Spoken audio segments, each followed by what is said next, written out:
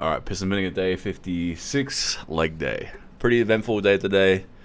Quite a few fuck-ups happened, and you'll see them as we go. Starting with trap bar deadlifts. Decided to belt up now. I feel like without the belt, I feel it too much on my lower back. Can't brace as accordingly as so. I wanted to do beltless for a bit to try and strengthen my lower back, but it's kind of pointless because it should be trained as a whole. It shouldn't be the limiting factor. So I'm just going to isolate my lower back with, back extensions and other isolation movements. And wear the belt, that way I can lift maximal loads safely. So, yeah, I put the belt on, which immediately added like 10, 15 kilos. I don't know. I think it added 7 kilos rather. Yeah, still immediately added about 7 kilos to my deadlift, which is pretty good. So, yeah, went from 137 to 145, which might have happened regardless of the belt. I mean, the belt doesn't really add that much strength for me that much. It just makes everything feel much better. So yeah, and there's a few mishaps that will happen later in the video. The infamous belt squat machine that I've built, this leverage machine that I've built, it keeps fucking up on me and almost murdering me. And you'll see that at the end of the video. It actually almost neuters me, entirely eradicates my family name. It's very dangerous, but I ended up fixing it, and now it works okay. So anyway, still warm up on the deadlifts. I was supposed to do box squats today, and I've totally stopped doing normal squats in general because I just hate them, and I don't feel them that much in my muscles that I want to feel them in. I just feel them in my lower back, and I feel them in my hip joints, and they just don't feel good. So I've totally eradicated normal squats. So I was supposed to do box squats today, but I was so eager to try out my new creation that I decided that I would do the belt squats instead. So yeah, and the belt squats realistically for hypertrophy are better than the box squats because I can actually take them to failure, and they allow me to hit my quads a lot more, because obviously the deadlifts hit the glutes and hamstrings posterior chain more, whereas the box squat kind of does a lot of posterior too. You can't really isolate the quads as much because it is very similar to a deadlift in the sense that it's a dead stop and in its biomechanics.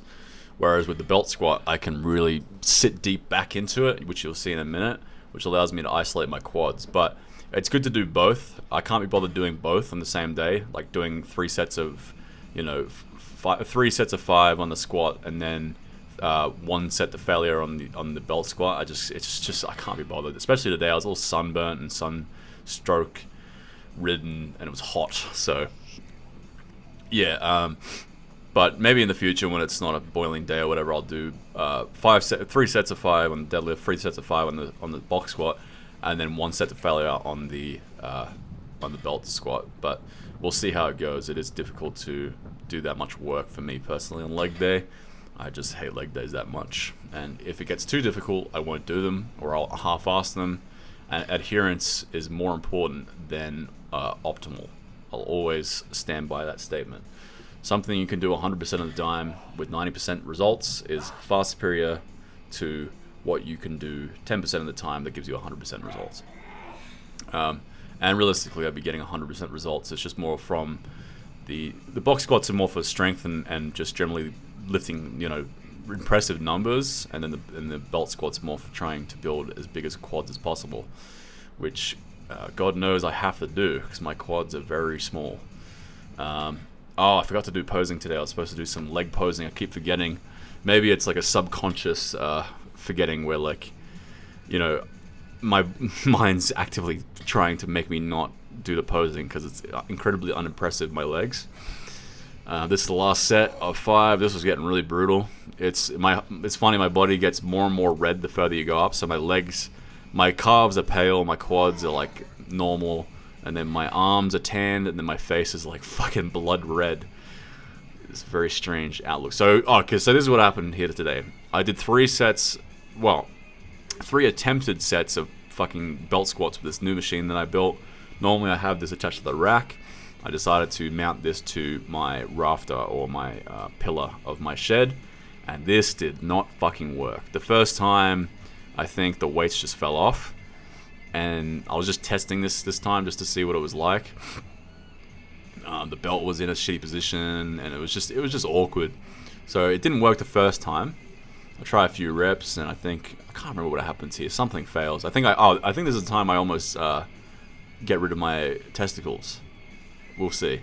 At some point, yes, I think this is the first time where the chain breaks and then snags my pants.